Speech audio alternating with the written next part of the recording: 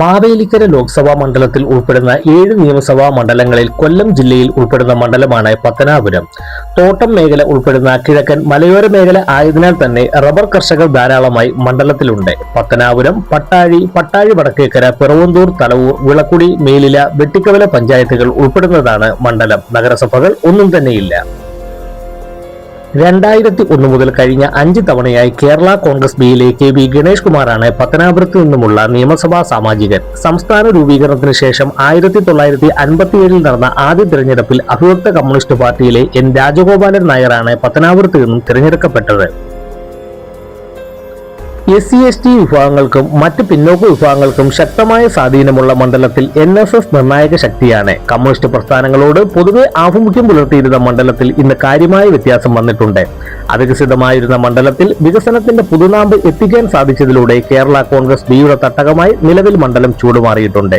Kerala Congress B സ്ഥാനാർത്ഥി ഏത് മുന്നണിയിൽ നിൽക്കുന്നവോ ആ മുന്നണി സ്ഥാനാർത്ഥി നിയമസഭയിൽ എത്തും എന്നതാണ് പത്തനാപുരത്തെ കഴിഞ്ഞ 5 നിയമസഭാ തെരഞ്ഞെടുപ്പ് ഫലങ്ങൾ നൽകുന്ന സൂചന.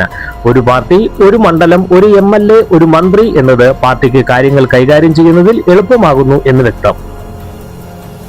2026 നിയമസഭാ തെരഞ്ഞെടുപ്പിൽ LDF സ്ഥാനാർത്ഥിയായി സംസ്ഥാന ഗതാഗത വകുപ്പ് മന്ത്രി കൂടിയായ KB ഗണേഷ് കുമാർ തന്നെയാണ് മത്സര രംഗത്ത്. UDFിൽ നിന്നും കോൺഗ്രസ് പാർട്ടിയുടെ ചാനൽ മുഖമായ ജ്യോതികുമാർ ചാമക്കാലയാണ്. NDAയ്ക്കായി 2020 നിന്നും അനിൽ പിള്ളയും മത്സര രംഗത്തുണ്ട്. KB ഗണേഷ് കുമാറിനെ ചുറ്റിപ്പറ്റി നിരന്തരം ഉണ്ടാകുന്ന വിവാദങ്ങൾ വോട്ടാക്കി മാറ്റാൻ കഴിയും എന്നാണ് UDF പ്രതീക്ഷ. ഉമ്മൻചാണ്ടി വിഷയവും അടുത്തിടെ കുടുംബത്തിൽ ഉണ്ടായ വിവാദങ്ങളും 5000 പ്രണയവും പുനലൂർ പത്മ കഫേ നിർമ്മാണത്തിൽ ഉണ്ടായ അഴിമതി ആരോപണവും തുടർന്ന് ബോർഡ് മെമ്പർക്ക് നേരെ ഉണ്ടായ ഗുണ്ടാ ആക്രമണവും ഇതിന്റെ ഫലമായി പുനലൂർ ആസ്ഥാനമായി ഗണേഷ് കുമാർ പ്രസിഡന്റായ പത്തനാപുരം താലൂക്ക് യൂണിയൻ പിരിച്ചുവിട്ടതും ഉൾപ്പെടെ ഒരുപിടി വിവാദങ്ങൾക്കിടയിലാണ് തിരഞ്ഞെടുപ്പ് നടക്കുന്നത്. ഈ വിഷയങ്ങൾ ജനങ്ങൾക്കിടയിൽ എത്തിച്ച് വോട്ടാക്കാം എന്ന പ്രതീക്ഷയിലാണ് UDF.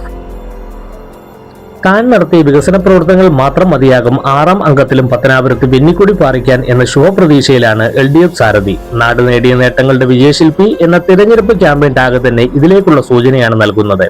താലൂക്ക് ആസ്ഥാനം പത്തനാപുരത്ത് എത്തിക്കാൻ സാധിച്ചതും പത്തനാപുരത്ത് താലൂക്ക് ആശുപത്രി അനുവദിച്ച് നിർമ്മാണം ആരംഭിക്കാൻ സാധിച്ചതും പത്തനാപുരം KSRTC സബ് ഡിപ്പോയിൽ നിന്നും അന്തർ സംസ്ഥാന ദീർഘദൂര സർവീസുകൾ ഉൾപ്പെടെ ആരംഭിക്കാൻ സാധിച്ചതും ഒക്കെ വികസന നേട്ടങ്ങളായി ഉയർത്തിക്കാണിക്കപ്പെടുന്നു. NDAയ്ക്ക് മത്സര രംഗത്ത് പുതിയതായി മുന്നണിയിലെത്തിയ 2020 അനിൽ പിള്ളയാണ്. 2021 കണക്ക് പ്രകാരം 1,85,116 വോട്ടർമാർ ആണ് മണ്ഡലത്തിലുള്ളത്.